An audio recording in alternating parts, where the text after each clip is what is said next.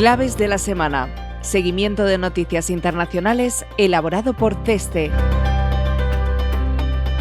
Buenos días, estos son los titulares clave de la semana pasada. Efectos en el transporte marítimo de la inseguridad en el Mar Rojo. Deróguese. Milei intensifica su plan para Argentina. Última subida de tipos en Turquía. Se cumplen 3 meses desde el inicio de la guerra en la Franja de Gaza. Aumento del riesgo de expansión del conflicto. Denuncia ante la Corte Internacional de Justicia. Netanyahu en apuros. El Estado Islámico de nuevo en acción. Importantes elecciones en 2024 en África subsahariana. Angola abandona la OPEP por los recortes en la producción. Brexit. Cambio de opinión. Impulso reformista en la Unión Europea. Comenzamos este repaso en el Mar Rojo, donde ya se notan los efectos en el transporte marítimo de la situación de inseguridad. Cerca de 18 compañías navieras, entre ellas Maersk y MSC, han desviado sus rutas hacia el Cabo de Buena Esperanza, en el extremo sur del continente africano, ante los recientes ataques efectuados por los rebeldes hutíes contra buques mercantes en el Mar Rojo, una de las principales vías marítimas del mundo por donde transcurre el 15% de los intercambios comerciales. El uso de esta alternativa está suponiendo un aumento de la duración de los viajes entre 7 y 14 días, un inesperado revés que está tensionando el funcionamiento de las cadenas de valor de algunos sectores industriales. Asimismo, ha provocado un sustancial encarecimiento de los fletes. En el caso del transporte de un contenedor de 40 pies desde el sudeste asiático a Europa, el precio se ha incrementado por encima de los $4.000, un 170% más en comparación con la cotización de principios de diciembre. Por su parte, el precio del flete desde Asia, con destino a los puertos del Mediterráneo, se ha incrementado por encima de los 5.000 euros. En respuesta, una veintena de países se han unido a la coalición liderada por Estados Unidos para restaurar la estabilidad en el Mar Rojo mediante el despliegue de buques militares, una misión naval que guarda ciertas semejanzas con la operación contra la piratería iniciada en 2008 en el Cuerno de África. Y seguimos en Argentina, donde el presidente Milei ha comenzado su mandato con un rápido y profundo programa de reformas estructurales que implican una abrupta desregulación de la economía argentina. El 29 de diciembre entró en vigor el decreto de necesidad y urgencia, un mecanismo que ha levantado protestas por su posible inconstitucionalidad y por medio del cual se han derogado más de 300 leyes. Entre otras cosas, se aprueba la posibilidad de privatizar todas las entidades públicas y/o su conversión en sociedades anónimas. Se introduce una reforma parcial del mercado laboral, del mercado de alquiler de viviendas y una reforma sectorial donde figura la aprobación de la prometida política de cielos abiertos para las aerolíneas. En cuanto a las normas que atañen al comercio internacional, se reforma el Código Aduanero, se elimina el registro de importadores y exportadores y se simplifica el proceso y digitalización de las autorizaciones, así como el requisito de la capacidad económica para importar. Por otra parte, el Ejecutivo envió para su aprobación al Legislativo el pasado 27 de diciembre la conocida como Ley Ómnibus, llamada así por comprender un variado y amplio espectro de cambios legislativos. Se trata, en realidad, de la Ley de Bases y Puntos de Partida para la Libertad de los Argentinos, que pretende, entre otras cosas, y alegando situación de urgencia, otorgar al Ejecutivo poderes especiales para llevar a cabo una profunda reforma fiscal. El Congreso ha acordado celebrar sesiones extraordinarias en enero, pero no se ha fijado aún fecha para debatir el proyecto de ley Ómnibus. Estas medidas han provocado ya movimientos de protesta en las calles, si bien menos numerosas de lo inicialmente anticipado. No obstante, CGT, el sindicato mayoritario, ha convocado en respuesta a una huelga general para el próximo 24 de enero. También ha logrado que un juez suspenda cautelarmente la reforma laboral que implica el DNU. Si bien el gobierno apeló la medida, el pasado 4 de enero un juez federal desestimó su apelación. Esta y otras denuncias judiciales son en estos momentos el principal obstáculo para la aplicación de las reformas que pretenden el proceso más rápido de desregulación económica vivido por ningún país desde el fin de la Guerra Fría. Continuamos en Turquía. Última subida de tipos.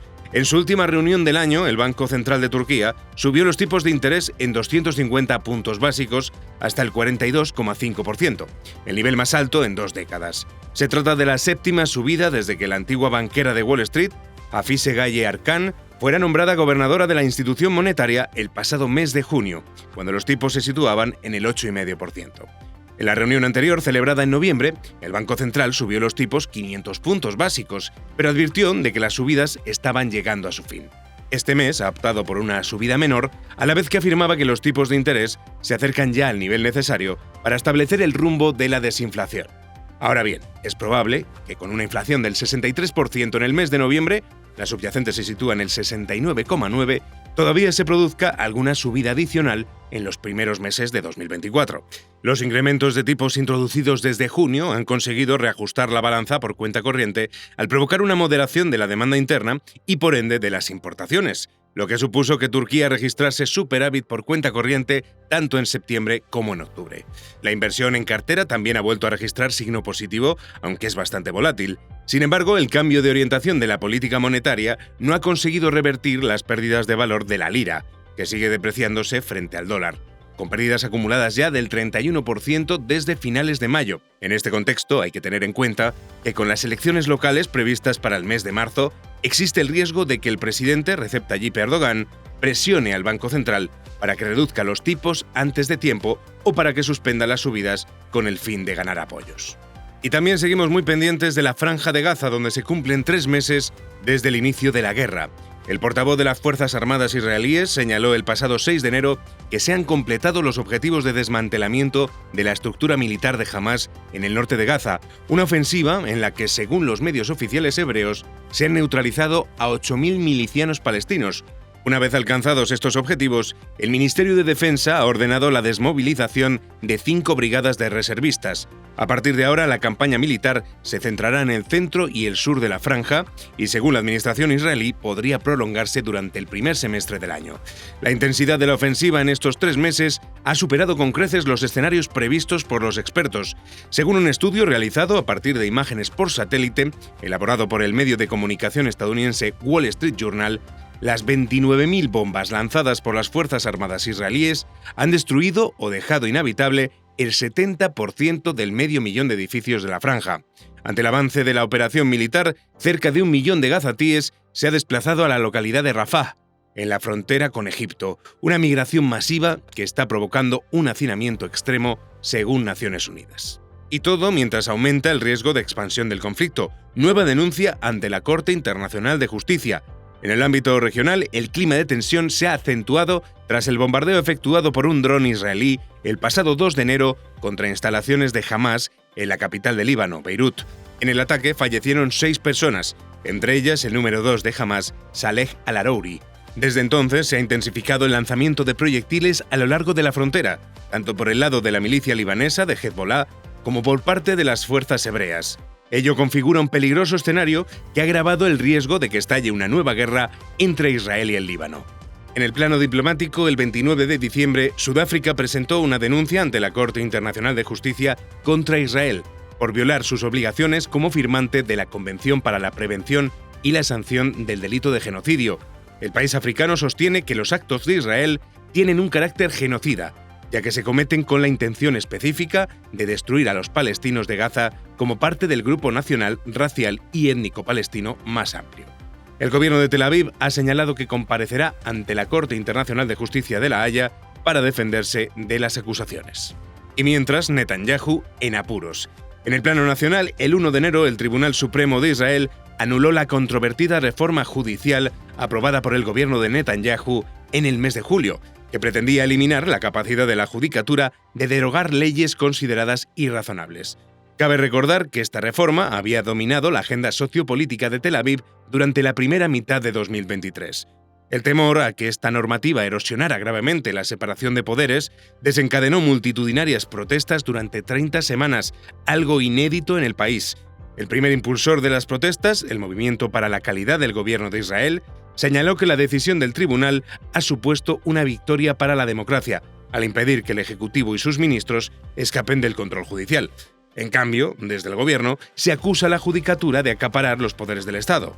La sentencia se produce en un momento de especial debilidad del primer ministro Netanyahu. Según las encuestas publicadas en los últimos días, si hubiera elecciones en estos momentos, el partido oficialista, el Likud, perdería la mitad de sus escaños, lastrado por la impopular reforma judicial y por la responsabilidad del Ejecutivo en los fallos de seguridad puestos de manifiesto en los ataques del 7 de octubre.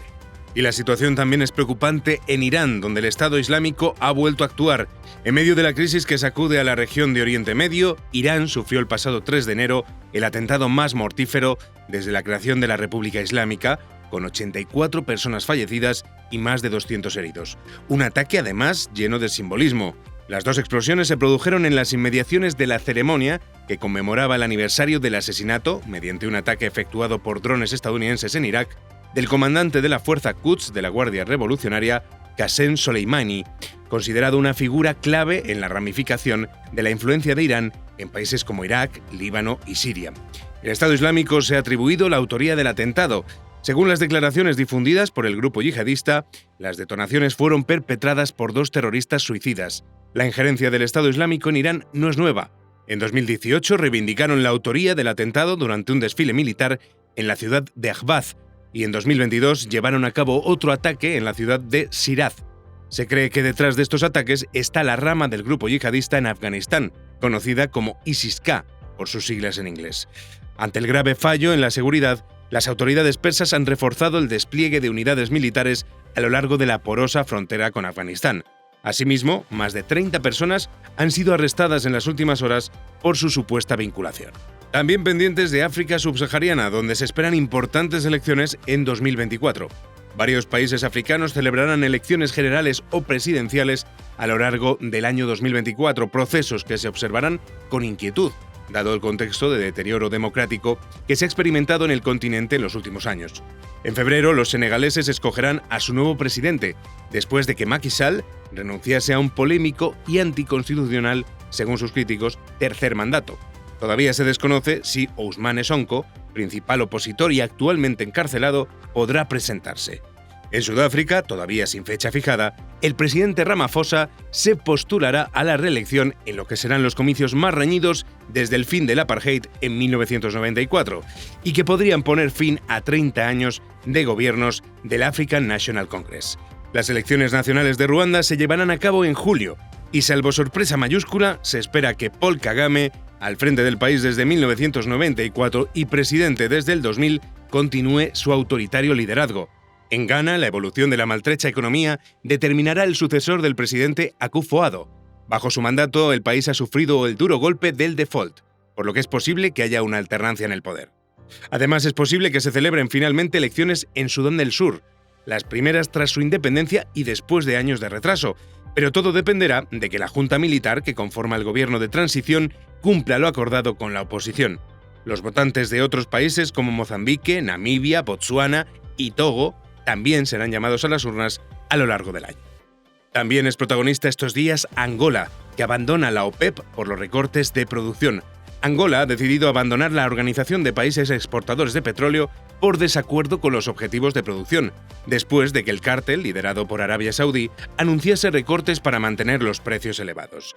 El ministro de Recursos Minerales angoleño, Diamantino Acevedo, ha concluido que la OPEP ya no se alinea con los valores e intereses del país, que se enfrenta a fuertes presiones fiscales y cuya moneda se ha depreciado a lo largo del último año, por lo que no se puede permitir renunciar a ingresos petroleros, que es su principal fuente de financiación. Angola, miembro de la OPEP desde 2007, es el segundo productor del continente africano con 1,2 millones de barriles diarios, lo que representa únicamente un peso del 2% del total de producción de la OPEP, por lo que su salida no afectará a la capacidad de influir en los precios de la alianza. De vuelta a Europa, nos fijamos en Reino Unido. Brexit. ¿Cambio de opinión? Casi 4 años después de que el Reino Unido abandonase la Unión Europea, el Brexit sigue siendo uno de los principales problemas que arrastra el país. Si bien ya no ocupa los titulares de los periódicos y desde luego no es la principal preocupación de la ciudadanía, el Brexit es el responsable último de la mala situación económica que vive el Reino Unido. Entre otras cosas, es el causante de que se hayan encarecido los bienes de consumo y de que, como consecuencia, el Reino Unido haya registrado una de las tasas de inflación más elevadas de toda Europa, o de que esté tardando más tiempo en remitir. Esta situación ha obligado al Banco de Inglaterra a actuar con contundencia, con 14 subidas consecutivas de tipos de interés que los han situado en el 5,25%, sin ningún atisbo de bajada, algo que evidentemente ha pesado sobre el crecimiento del país, que según los últimos datos publicados por la Oficina Nacional de Estadística, se ha estancado en el tercer trimestre de 2023. Todo ello sin que aún hayan entrado en vigor los controles sanitarios y fitosanitarios de los productos agrícolas y ganaderos que Reino Unido tendrá que aplicar a las importaciones procedentes de la Unión a partir del próximo 31 de enero. Sin embargo, puede que su aplicación acabe posponiéndose de nuevo, como ya ha ocurrido en 5 ocasiones. Cerca del 60% de las empresas británicas coinciden en que la salida del Reino Unido de la Unión Europea ha complicado las relaciones comerciales entre ambos, según una encuesta elaborada por la BBC. En cambio, la migración neta que recibe el Reino Unido ha registrado un nuevo máximo en 2023, superando las cifras previas al Brexit. Todo ello a pesar de la polémica ley migratoria que ha aprobado el gobierno de Rishi Sunak, que contempla la deportación forzosa de inmigrantes en situación irregular a Ruanda, procedan o no de ese país, su encierro en cárceles flotantes o unas normas más restrictivas de entrada para los inmigrantes legales. Parece, pues, que el Brexit no ha logrado recuperar el control de las fronteras, tal y como prometían sus defensores. Sí que ha conseguido, sin embargo, empobrecer más a los británicos, lo que ha hecho que muchos se arrepientan de la decisión. Según una reciente encuesta de YouGov, actualmente el 57% de la ciudadanía británica apoyaría volver a la Unión Europea, incluso si ello implica aceptar la libre circulación de personas. Y finalizamos con el impulso reformista que vive la Unión Europea. Los 27 han pisado el acelerador en las últimas semanas del año en 2 de las cuestiones centrales para el futuro de Europa: migración y reglas fiscales. Los Estados miembros llegaron a un acuerdo sobre la reforma de la política de asilo y migración que endurece las condiciones de asilo, refuerza el control de las fronteras y propone el cierre de los centros de acogida cerca de las fronteras para acelerar el proceso de repatriación. Además, se han fijado las cuotas de acogida obligatorias, uno de los asuntos más controvertidos. Sin embargo, se trata de un sistema de solidaridad obligatoria pero flexible, ya que ofrece la posibilidad de que se pague al presupuesto comunitario una cantidad de 20.000 euros por solicitante de asilo en caso de que rechace acogerlos. Los líderes europeos, así como los miembros del Parlamento, querían dejar este asunto zanjado antes de las elecciones europeas que se celebrarán el próximo mes de mayo. Según los sondeos, es probable que los partidos de ultraderecha, con un discurso centrado en el rechazo a la inmigración, consigan gran parte de los votos y, por tanto, podrían tratar de presionar para implantar medidas más drásticas si cabe. En cuanto a las reglas fiscales, los 27 han llegado a un acuerdo político sobre el cumplimiento del Pacto de Estabilidad y Crecimiento que quedó suspendido al inicio de la pandemia del COVID-19. La Comisión Europea propuso cambiar las antiguas normas que consideraba anticuadas, inflexibles y poco aplicables en el contexto post-pandemia. Así pues, se ha propuesto ofrecer recortes de gasto más graduales, una fase de transición y ampliación de los plazos para aquellos países que incumplan los criterios fiscales del Tratado de Maastricht, es decir, déficit por debajo del 3% del PIB y deuda pública por debajo del 60%. Sin embargo, para contentar también a los países más austeros, como Alemania, el acuerdo también incluye la exigencia de que los Estados miembros mantengan su déficit anual en el entorno del 1,5% del PIB, lo que permitiría a los países aumentar el gasto para hacer frente a una crisis imprevista sin superar el umbral del 3%. 9 países de la eurozona, entre ellos Francia e Italia, tienen déficits superiores al umbral permitido y va a resultar extremadamente complicado reducirlo de cara a 2025, cuando comenzarían a aplicarse las nuevas reglas fiscales. Y hasta aquí nuestro repaso de noticias internacionales. Recuerda que puedes consultar más desde el apartado de comunicación Claves de la Semana en nuestra web ceste.com. Hasta la semana que viene.